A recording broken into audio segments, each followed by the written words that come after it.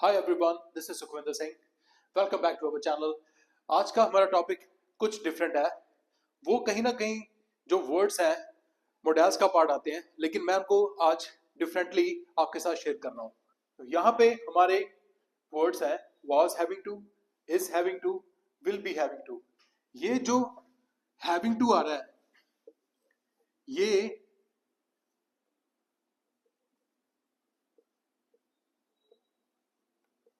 Order form show कर रहा है। ऐसे सेंटेंसेस जिसमें was having to, is having to और will be having to आता है, ये ऑर्डर फॉर्म को शो करते हैं। अब जैसे फर्स्ट देख लें हम यहाँ पे was having to, इसका जो हिंदी में मीन आएगा वो है पढ़ रहा था,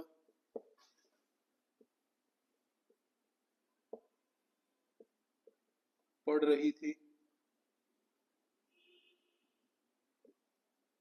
पढ़ रहे थे।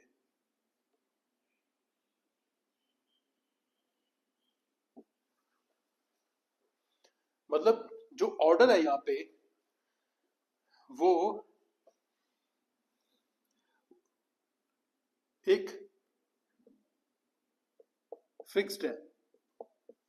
फिक्स्ड इन द सेंस कि यह जैसे यहाँ पे किसी उद्देश्य का प्रेशर पड़ रहा हो, किसी पे भी मतलब करना ही पड़ रहा है, जैसे बहुत ज्यादा जरूरी है। कोई ऑर्डर दिया गया, हम खुद को ऑर्डर दे रहे हैं, किसी को दे रहे हैं, कोई हमें ऑर्डर दे रहा है, तो वहां पे मतलब है कि हमारे ऊपर प्रेशर पड़ रहा है उस मतलब काम को लेके, जो भी एक्शन को लेके हमें कहा जा रहा है या हम खुद को कह रहे हैं। अब जैसे फर्स्ट सेंटेंस से आप समझ लीजिए यहाँ पे कि पढ़ रहा था, पढ़ रही थी, पढ़ रहे थे। अब वाज हैविंग टू को यहाँ हम सेंटेंसेस के थ्रू इजिली समझेंगे। I was having to wait for him. I was having to wait for him, जैसे मुझे उसका इंतजार करना पड़ रहा था। तीनों में वर्ब की फर्स्ट फॉर्म साथ आएगी, प्लस आईएनजी है वो तो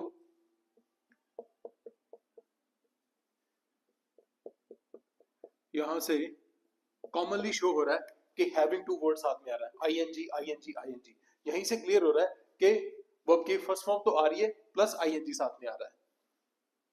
अब सेकंड सेंटेंस देखिए हम, was having to को लेके, उसे अपने कर्मों की सजा भुगतनी पड़ रही थी, तो इसकी ट्रांसलेशन आएगी he was having to pay the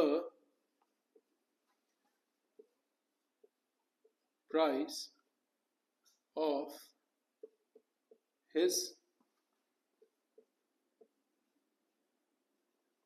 karmas. अब was having to हमने यहाँ पे दो सेंटेंसेस जो राइट किए हैं वो पॉजिटिव सेंटेंस बनाए हैं।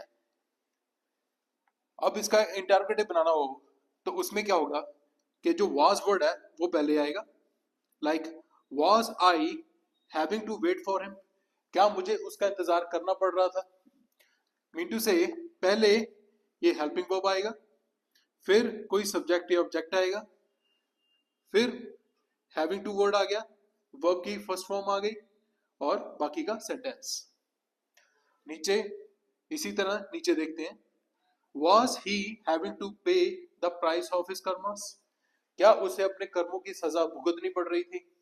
हमारा नेक्स्ट वर्ड है is having to, इसका मतलब निकला हिंदी में पढ़ रहा है, पढ़ रही है, पढ़ रहे हैं।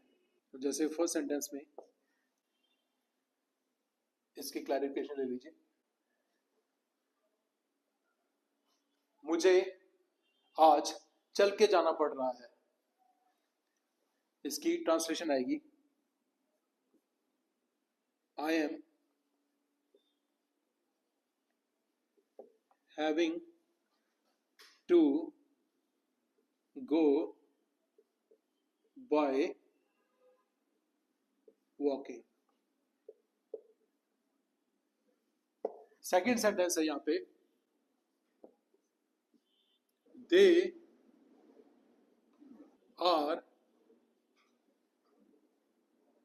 Having to clean the ground that is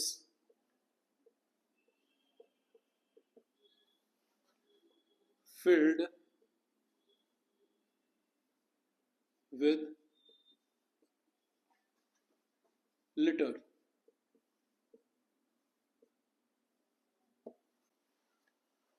They are having to clean the ground that is filled with litter।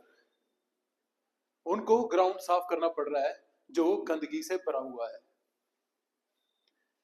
अब यहाँ पे एक चीज है कि मैंने इज हैविंग टू यहाँ पे राइट किया है, लेकिन यहाँ पे आई के साथ एम आ रहा है, दे के साथ आर आ रहा है। तो इसकी मैं क्लियरेंस आपको देता हूं कि देखिए जब हैविंग टू है,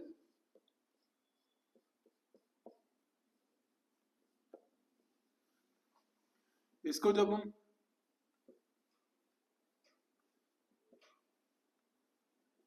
प्रेजेंट टाइम को लेके यूज करते हैं तो वहां पे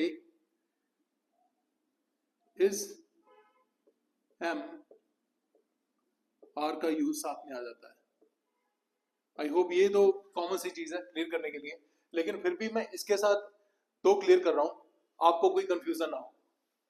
जैसे एम हम जानते हैं कि आई के साथ आता है, इज ही शी और इट के साथ आता है, और लास्ट में जो हमारा रह गया आर, आर का यूज आएगा यू, दे और वी। इससे आपको ये क्लियरली डिफाइन हो जाएगा कि जब हम कह रहे हैं अपने आप को लेके, जैसे I am having to, he is having to, she is having to, it is having to, you are having to, they are having to, we are having to. अब यहां से आपको प्रॉपर क्लियरेंस मिल गई होगी कि अगर हैविंग टू जब प्रेजेंट में आता है, जो सब्जेक्ट वर्ड्स है, सब्जेक्ट और ये वाला इट जो ऑब्जेक्ट वर्ड है, इनको जब हम हैविंग टू के साथ प्रेजेंट में यूज करते हैं तो कौन से हेल्पिंग वर्ब्स साथ में आएंगे। इससे आपको शायद यहाँ पे कोई कंफ्यूजन नहीं आएगी। हम अपने नेक्स्ट वर्ड को देखेंगे, the last one, that is will be. इसका हिंदी में मीन आएगा पढ़ रहा होगा,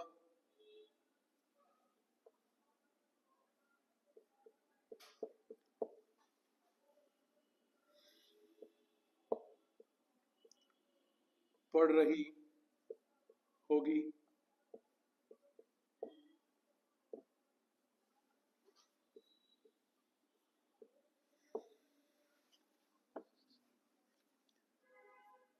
पढ़ रहे होंगे। अब ये आ गया फ्यूचर को लेके यूजेज, क्योंकि यहाँ पे वर्ड है विल बी, यहीं से डिफाइन हो रहा है विल बी से कि ये फ्यूचर का सेंटेंस है। जैसे अब यहाँ पे उसकी एग्जांपल समझेंगे हम। जैसे फर्स्ट सेंटेंस आया, उन्हें अपना घर छोड़ना पड़ रहा होगा। फर्स्ट इस सेंटेंस की ट्रांसलेशन आएगी, इस सेंटेंस की ट्रांसलेशन आएगी, they will be having to abandon their house.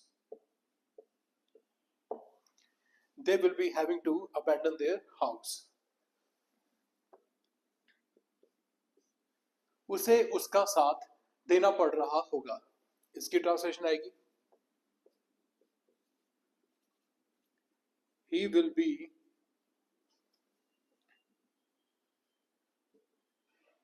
having to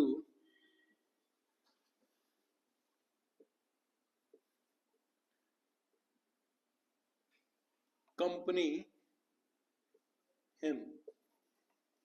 अब इसको अगर इंटरोगेटिव में आप यूज करेंगे तो आएगा like will they be having to abandon their house. क्या उन्हें अपना घर छोड़ना पड़ रहा होगा.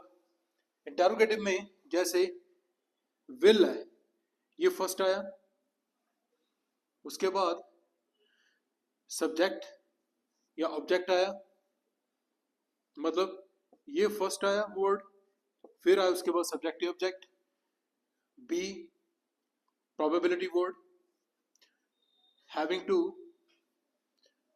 और उसके बाद वर्ब की फर्स्ट फॉर्म, फिर बाकी का सेंटेंस. जैसे will they be having to abandon their house, क्या उन्हें अपना घर छोड़ना पड़ रहा होगा. Second, will he be having to company him, क्या उसे उसका साथ देना पड़ रहा होगा. आई होप यहां से आपको was having to, is having to, will be having to, इस वीडियो में आपको बहुत हद तक इन 3 वर्ड्स के रिगार्डिंग क्लियरेंस मिल गई होगी. So in this video I have cleared out the words was having to, is having to, will be having to.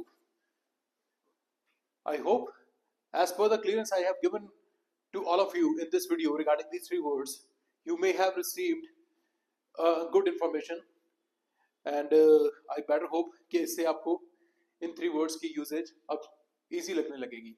So next video में मैं आपको मिलूंगा एक नए टॉपिक के साथ, नए इंटरेस्टिंग टॉपिक के साथ. So till then take care, good bye.